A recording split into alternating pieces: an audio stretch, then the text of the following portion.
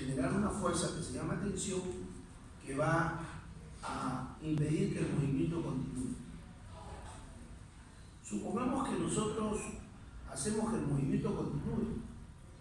Entonces ahí ya se va a producir un sobreestiramiento de esas partes blandas que, si no están preparadas para soportar ese sobreestiramiento, estas partes blandas se pueden dañar. Entonces se producen las lesiones. Las lesiones por sobreestiramiento. Normalmente ya uno sabe, uno tiene que saber pues hasta dónde da, ¿no es cierto? Entonces, por ejemplo, yo puedo hacer este movimiento, que es un movimiento en el cual estoy estirando las partes blandas de la cara palmar de la muñeca, ¿ya? Manteniendo las palmas de las manos juntas, sin separarlas, y a su vez levantando, entre comillas, los codos, ¿no? Este es un movimiento en cadena cerrada en sí misma, ¿ya? En el cual estoy utilizando no precisamente la fuerza de los músculos dorsiflexores de muñeca, sino estoy utilizando la fuerza de los músculos que flexionan el hombro para hacer de que los codos se levanten, ¿no? Y si mantengo las palmas de las manos pegadas, entonces las partes blandas que se encuentran en el sentido contrario, vale decir en la cara palmar de la muñeca, son las que se van a poner tensas. Esto a su vez va a constituir la base anatómica de los estiramientos. Los estiramientos son importantes porque permiten de que el músculo y sus tendones mantengan su elasticidad. Cuando a un músculo, a un tendón, a una fascia, a una polinegrosis no se le estira y se le da trabajo, a la larga esa parte blanda va a terminar acortándose. Primero, evidentemente, se produce una contractura. Y si esa contractura dura o persiste más allá del tiempo debido, entonces se va a convertir en un acortamiento. Y el acortamiento va a limitar el movimiento. Y eso es algo que ustedes deben saber, porque dependiendo del deporte que practiquen, se va a requerir de que determinado grupo de músculos mantenga una buena flexibilidad, una buena elasticidad. Por ejemplo, si estamos corriendo 100 metros o 110 metros con vallas, en el momento de transponer la valla, se requiere una buena elasticidad de los músculos isquiotibiales, que son los músculos que se ubican en la cara posterior del músculo. Si estos músculos estuvieran acortados, entonces no llegaríamos a extender totalmente la rodilla, y al no extender totalmente la rodilla no podíamos transponer adecuadamente la valla, ¿no? Cumpliendo con la técnica del caso. Por lo tanto, los que practican esta prueba del atletismo requieren tener una adecuada flexibilidad de los músculos isquiotibiales. Pero obviamente no solo de los músculos isquiotibiales, sino de todo su cuerpo, pero principalmente de estos músculos, ¿cierto? Y así podemos nosotros, por ejemplo, los que hacen fútbol requieren tener una buena flexibilidad del recto femoral o recto anterior del cuádriceps. Porque si no hay una buena flexibilidad, es que este músculo va a terminar cortándose. ¿Y por qué va a terminar cortándose? Porque este es un músculo que está permanentemente demandado en trabajo. El cuádriceps en su conjunto es el músculo de la patada. Cada vez que nosotros pegamos un golpe con el pie, la pelota, en el caso del fútbol, se impulsa, ¿no es cierto?, hacia adelante. Y dependiendo de la zona del pie, va a trabajar determinado grupo muscular. Entonces, lo que primero tenemos que aprender, y es parte del trabajo que yo les estoy preparando para que ustedes lo hagan, es cuáles son los factores de limitación que existen en cada movimiento.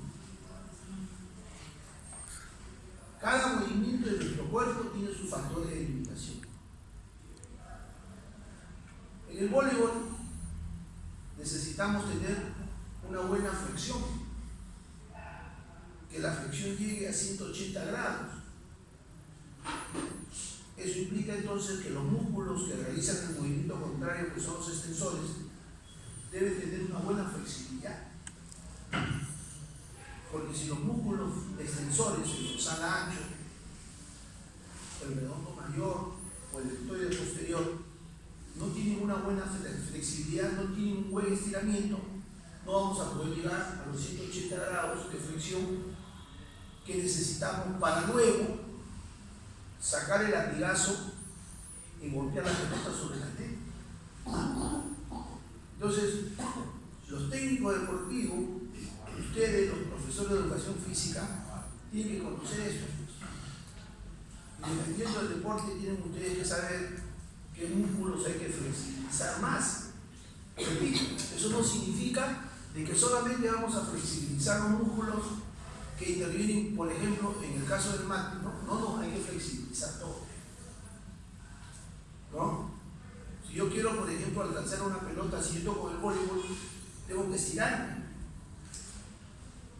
¿Ya? Tengo que estirarme lo suficiente como para poder alcanzarla. Si no tengo una buena flexibilidad en mi cuerpo, entonces no voy a llegar a la pelota.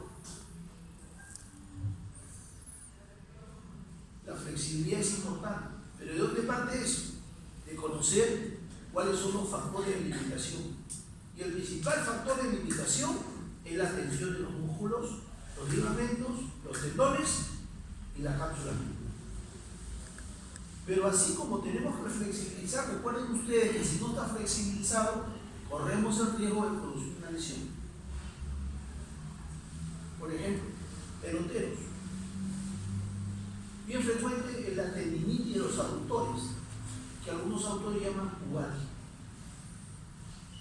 ¿Dónde es eso? A nivel del pubis. ¿Y dónde está el pubis? Justamente por debajo de los órganos sexuales que tenemos los seres humanos. Y si el fútbol es practicado eminentemente por varones, órganos sexuales masculinos. Entonces, estos músculos trabajan bastante porque cuando uno da un pase, lo da generalmente con el borde interno del pie.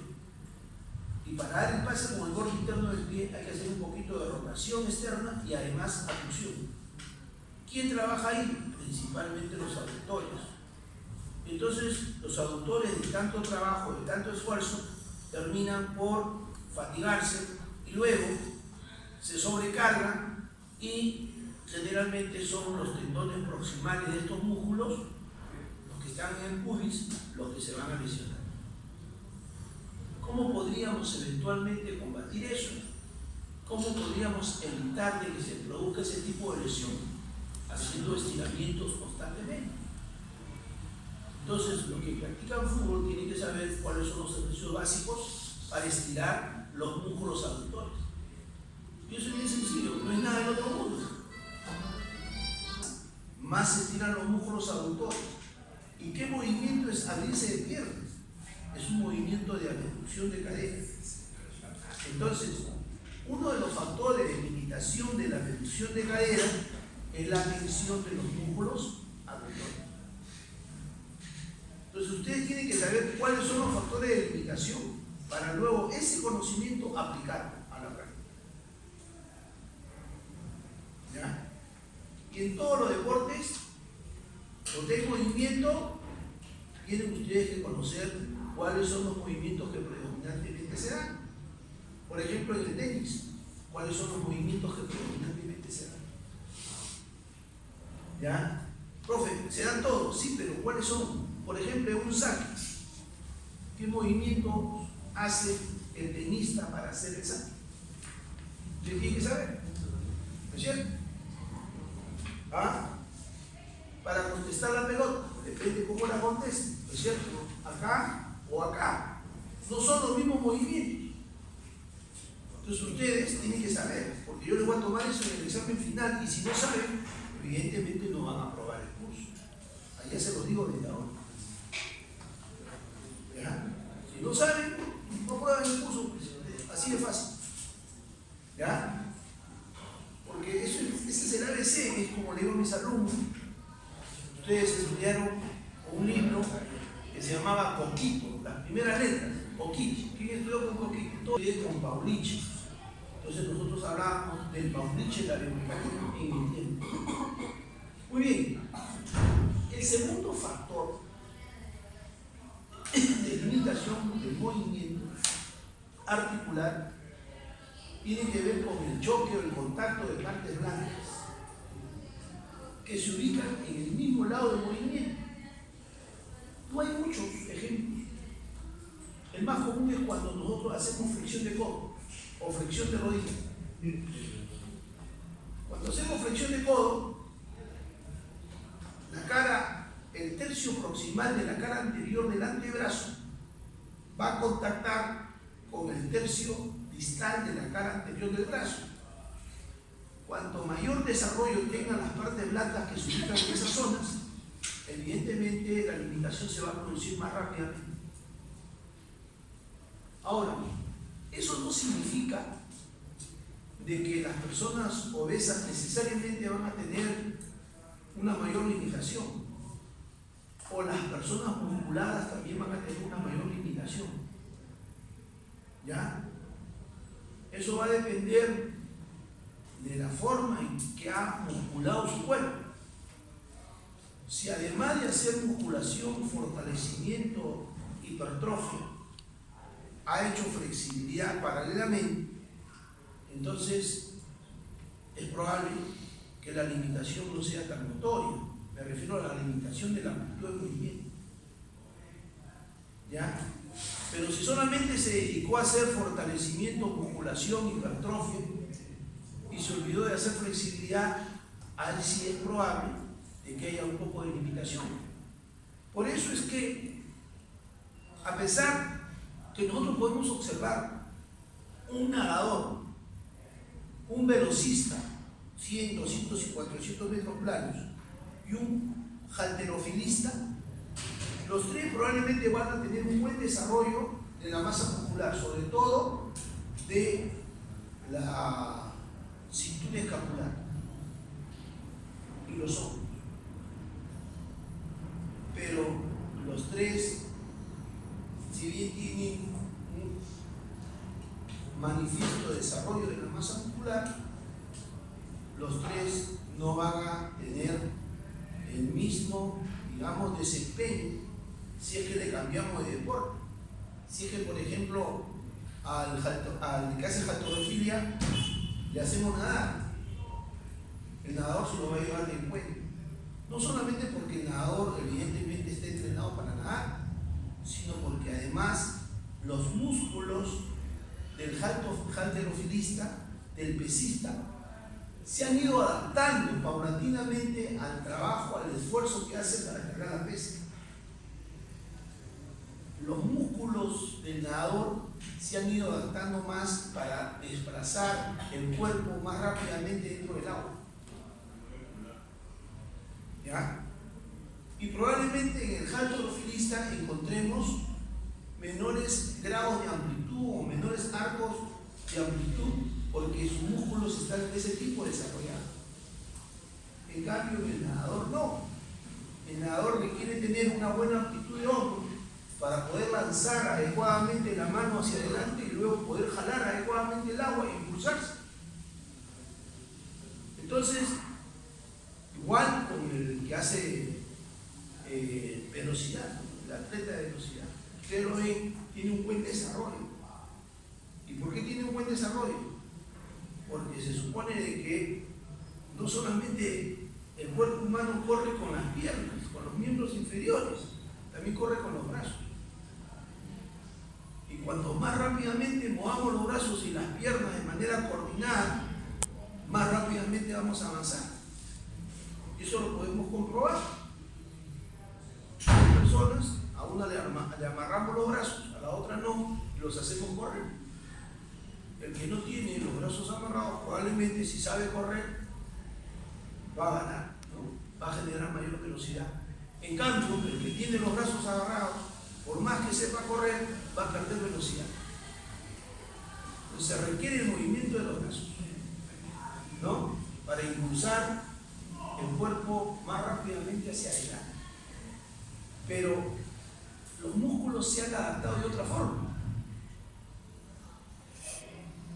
Lo importante es que en los tres casos hay que hacer siempre flexibilidad, sobre todo en el pesista, ¿ya? Porque la tendencia en el pesista es el acortamiento. Si hay acortamiento, hay limitación de la amplitud del movimiento. Y además, recuerden, eso predispone a la lesión. Ustedes deben pensar en un criterio, ¿no? Oye, ¿por qué se lesiona?